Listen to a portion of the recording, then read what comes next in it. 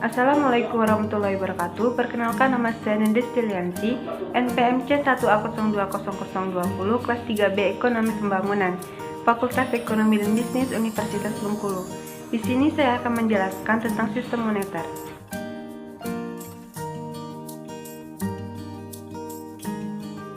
Sistem moneter.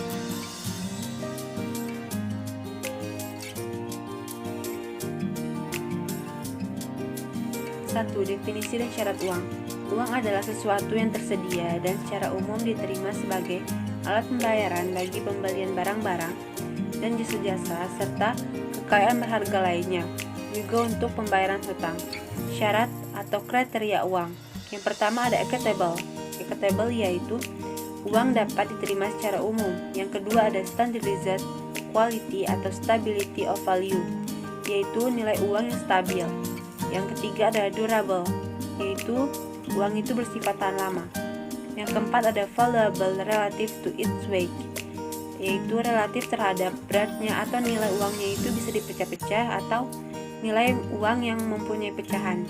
Yang kelima ada divisible, yaitu uangnya itu mudah dibagi.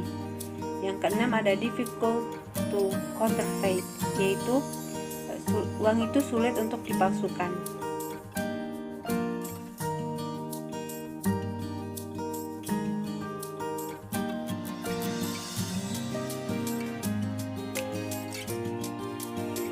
Dua, fungsi uang. Yang pertama ada medium of exchange, yaitu media pertukaran. Yang kedua ada unit of account, yaitu alat perhitungan. Yang ketiga ada store of value, yaitu simpanan nilai. Yang keempat ada standard of deferred payment, yaitu alat pembayaran. Yang kelima ada as commodity, yaitu sebagai komoditas.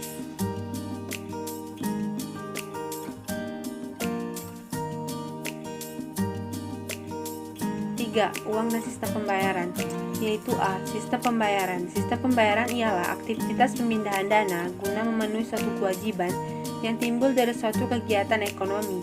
Pembayaran ini terjadi setiap hari, melibatkan ribuan transaksi ekonomi yang beraneka ragam, seperti jual beli barang dan jasa, pembelian dan pelunasan kredit, melibatkan miliaran rupiah dengan berbagai alat pembayaran, seperti pembayaran tunai dengan uang kartal, CQ, bilet giro, wesel, dan lain-lain.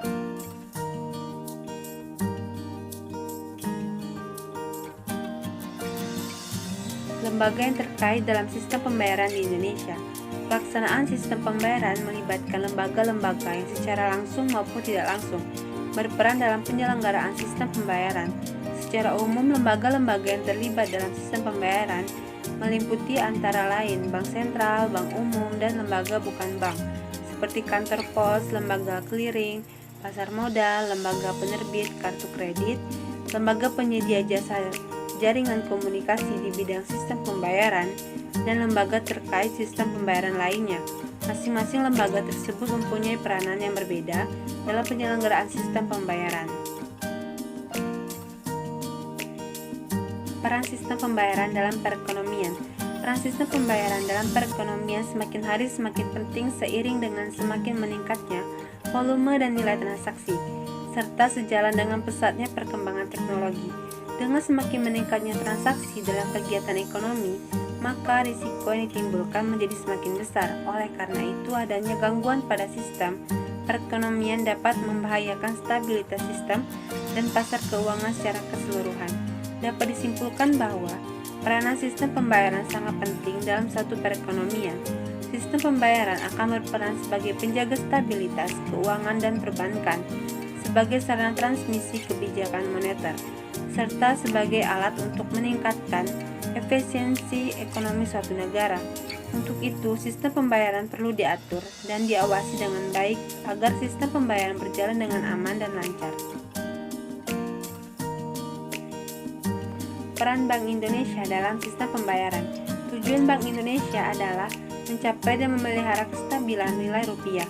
Untuk mencapai tujuan sebagaimana dimaksud di atas, Bank Indonesia mempunyai tugas yaitu sebagai berikut. Yang pertama, menetapkan dan melaksanakan kebijakan moneter.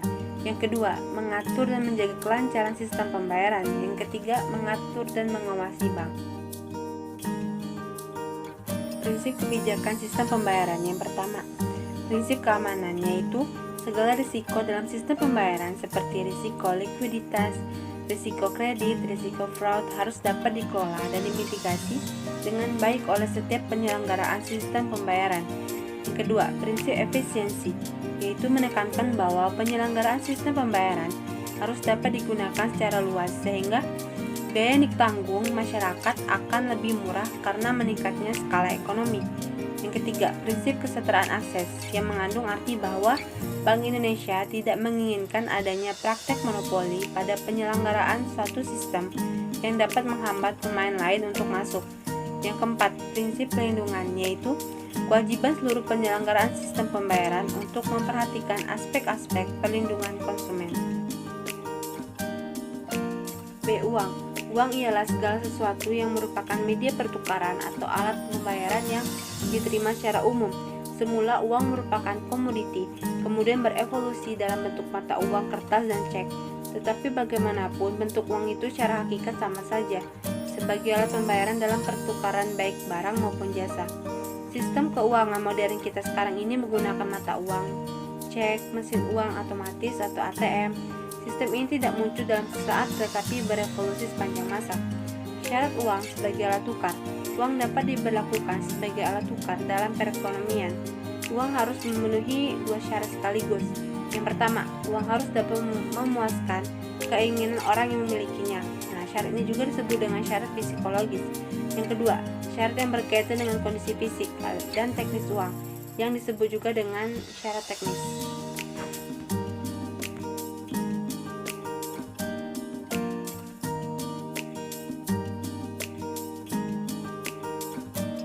Sejarah uang. Uang adalah produk yang dihasilkan oleh perekonomian itu sendiri. Semakin maju suatu perekonomian, semakin membutuhkan sarana pertukaran yang mampu melayani perekonomian itu sendiri. Dan sejarah uang itu sendiri melewati beberapa tahapan. Yang pertama, pra-barter. Yang kedua, barter. Yang ketiga, uang benda. Yang keempat, uang logam. Yang kelima, uang tanda. Yang keenam, uang kertas. Yang ketujuh, uang gira atau demand deposit. Uang kertas. Untuk menyelesaikan transaksi-transaksi dalam jumlah yang besar, penggunaan uang yang terbuat dari logam mulia banyak mengalami kesulitan. Di antaranya yang pertama, membawa uang logam dalam jumlah besar merupakan beban berat. Yang kedua, memerlukan biaya transportasi yang besar dan risiko yang tinggi. Yang ketiga, kesediaan logam emas tidak mencukupi lagi untuk volume perdagangan yang semakin besar. Dengan berlakunya uang kertas, terdapat beberapa keuntungan yang dapat diperoleh. Di antaranya, biaya pembuatan uang kertas itu relatif murah dibandingkan mencetak uang logam. Yang kedua, pengiriman uang kertas dalam jumlah besar itu lebih mudah. Yang ketiga, penggunaan logam mulia dapat lebih meluas. Yang keempat, penambahan jumlah uang sesuai keperluan dapat dilaksanakan dengan cepat, sehingga tidak mengganggu pasar.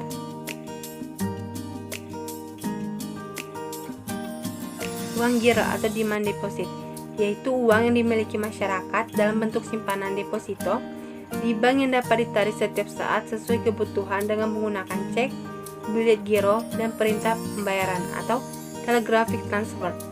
Yang terbentuknya uang gira, penyetoran uang tunai kepada bank dan dicatat dalam rekening koran atas nama penyetor. Penyetor menerima buku cek dan buku giro bilet.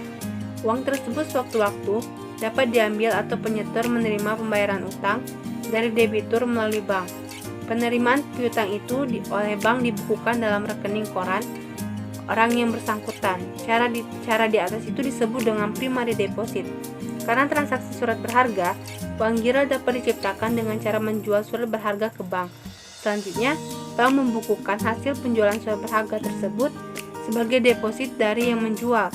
Nah, cara ini juga disebut dengan derivative deposit. Mendapat kredit dari bank yang dicatat dalam rekening koran dan dapat diambil sewaktu-waktu. Cara ini disebut juga dengan loan deposit.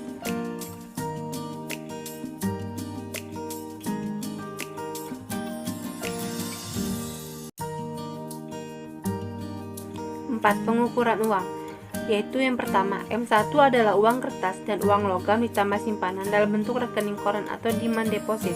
Yang kedua, M2 adalah M1 ditambah tabungan ditambah deposito berjangka atau time deposit pada bank-bank umum. Yang ketiga, M3 adalah M2 ditambah tabungan ditambah deposito berjangka pada lembaga-lembaga keuangan dan bank.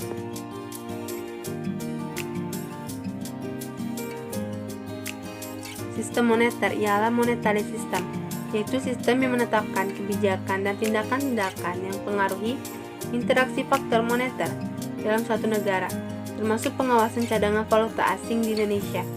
Otoritas sistem moneter terdiri atas Bank Indonesia.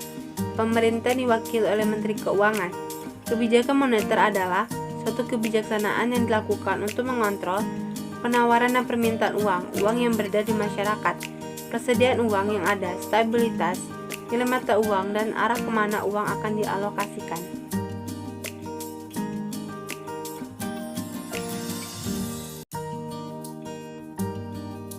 Tujuan kebijakan moneter. Bank Indonesia memiliki tujuan untuk mencapai dan memelihara kestabilan nilai rupiah. Tujuan ini sebagaimana tercantum dalam Undang-Undang Nomor 23 Tahun 1999 tentang Bank Indonesia yang sebagaimana diubah melalui Undang-Undang Nomor 3 Tahun 2004 dan Undang-Undang Nomor 6 Tahun 2009 pada pasal 7. Terima kasih. Wassalamualaikum warahmatullahi wabarakatuh.